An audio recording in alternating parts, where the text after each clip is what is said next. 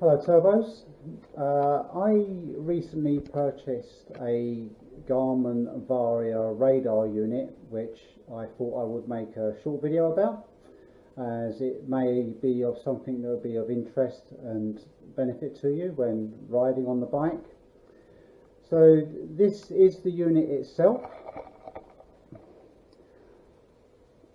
and as you can see it looks like a backlight, and it is a backlight as well, or the version I bought is, but what it actually does is, as the name suggests, is a radar unit that detects vehicles approaching from behind, travelling quicker than you, and then displays them on your Garmin head unit on the bike as a dot coming up the right hand side of the screen. It does work with other brands of head unit as well, other than Garmin, and I bought the latest version which also has Bluetooth, so even if you don't have a head unit at all, you can use it with the Garmin Varia app, which is available on iOS and Android. So there are certain guidelines about how you fit it. There's meant to be a certain amount of space, etc., but these restrictions are not very strictly adhered to. And if we take another look at how mine's set up, my saddlebag is sort of sitting on top of the unit, and this causes absolutely no problem whatsoever. It works absolutely fine. It also comes with a few different sort of brackets and a couple of different elastic bands for you to fit it onto different shapes of seat stems. I found the one that it comes with fits perfectly well on my road bike, but I found on my TT bike the seat post is simply too wide and it doesn't work very well. If I join the two bands together, it's too loose and the fittings just don't fit very well. So I've purchased a sort of Garmin holder to go on my seat rail for the TT bike, and that's going to arrive in a couple of weeks. I'm going to head out now, and we'll take some film of it working out on the road so you can see it live. Thank you. Okay, so I'm out on the Lower Surbiton Road now, which is a stretch you'll all be familiar with as part of our race route.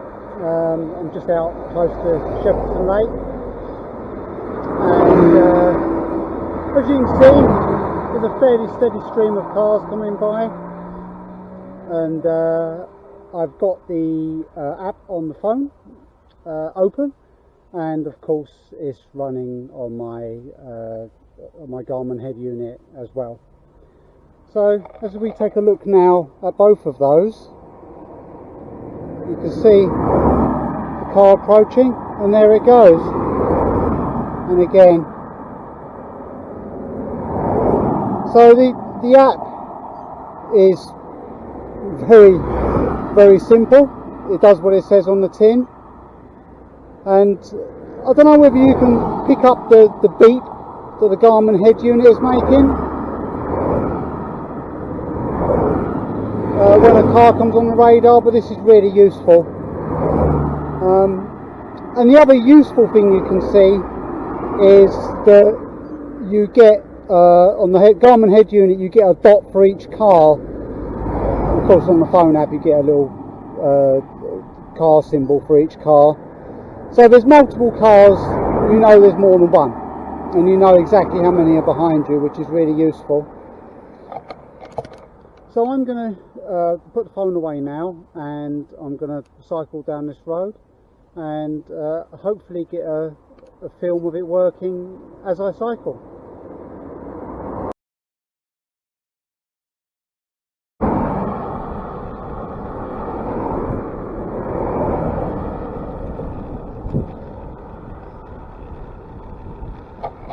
Okay, so we're moving along now.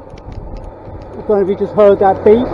That's telling me there's a car on its way. You can see the little symbol. And there goes the car. Let's see if we can get another, maybe an example of multiple cars coming by.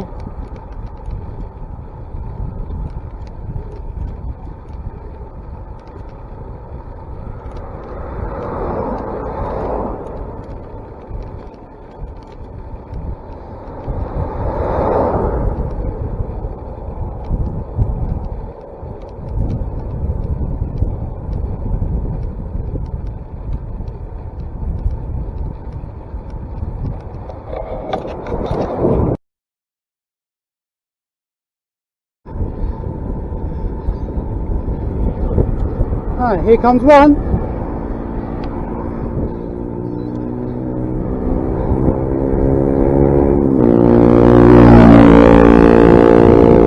It was a motorbike this time.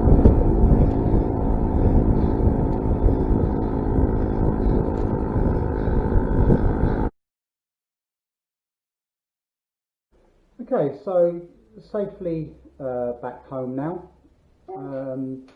To give a summary of the unit, is it worth the money? Well, it's £170, so it's not cheap, and there's a bit of an argument that you could buy a £10 mirror and it does a similar job. But what I think it does give you, it gives you two big advantages over nothing, and those two big advantages are one, the beep, and then the display on the screen tells you there's a car behind you a long time before you hear the car. I haven't looked at the specs, I don't know exactly what the range is, but I would guess it's somewhere along 200 or 300 metres. So like I say, you hear it on the unit, you see it on the unit a long time before you hear it, you know, with your ears, and this I find is very helpful. It just makes you more aware. The other big advantage is it tells you how many vehicles are approaching behind you. So, you know, if you hear a vehicle and you're about to move out to overtake another cyclist, or maybe go around a big pothole or something, you know, when the first car or vehicle goes past, it makes you stop and pause, because you know there's another vehicle there, because there's no confusion with the sound. Because the sound of a car is no different whether there's 1, 2, 3, 4 cars. It's the same sound. A couple of things to be aware of. Is it going to help you commuting in central London? Probably not, because there's always cars behind you in central London. There's just going to be a steady stream of dots on your display, because there's always cars there. But if you're cycling from Kingston to central London, or the Hampton to central London, then it's probably useful for half of your commute, and that's better than nothing, maybe. The other thing for a safety note is, you know, the unit technically works spot on 100% of the time. There's no false positives. It doesn't miss vehicles at all. It does, if a vehicle slows down to your speed, it disappears off the screen, but then it comes back on when the vehicle speeds up to overtake again. So this is okay, probably not perfect, but it works fine. And the safety note that I would like to give is, if you do need to move out, you know, to overtake a slower cyclist or go around a pothole, or if you're turning right and you're changing lanes, you still need to look over your shoulder. Don't look at the display and presume there's no vehicles there. The display works 100% of the time, but you still need to look over your shoulder. It doesn't replace that. The unit is more for telling you don't bother looking over your shoulder. It's absolutely not safe at the moment. So that's what it does, and for that I think it works very well. Hope you found the video useful. Thank you very much.